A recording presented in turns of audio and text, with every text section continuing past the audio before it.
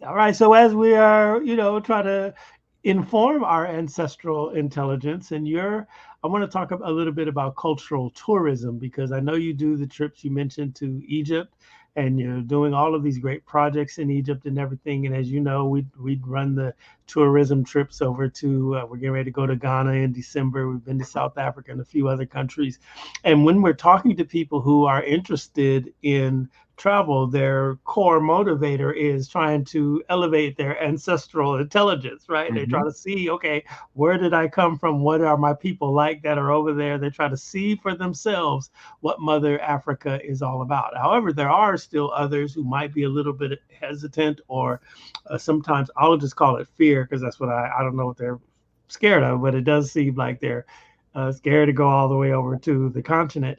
What do you say to people who are considering elevating their ancestral intelligence? What do you need to do?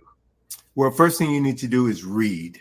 You Mm, need to read about Africa, and you need to read about Africa by reading books written by people of African descent. mm, 90% of what we know about Egypt is wrong.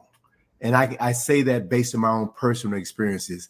99% of what we know about Africa is also wrong because the mhm, people who have written the books, people who have taught us, people who produced the documentaries had a vested interest in mentally and culturally separating us from the continent that gave birth to humanity and the continent which provides over 80% of the mineral resources that run technological societies. So Africa is still colonized. mm, Africa is still being raped by Europeans and mm, Asians because mm, they know that Africa is the key to living on planet Earth.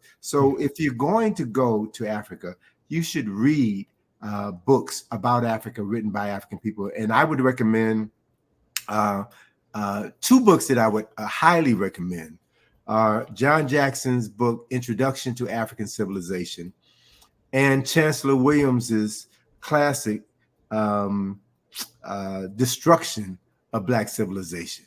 Mm. So read those books so that you have a more informed understanding of what Africa was, what it has become, and what you as a informed African American could do to recreate an image, a perception of Africa that you can bring into fruition by tapping into and amplifying your ancestral intelligence.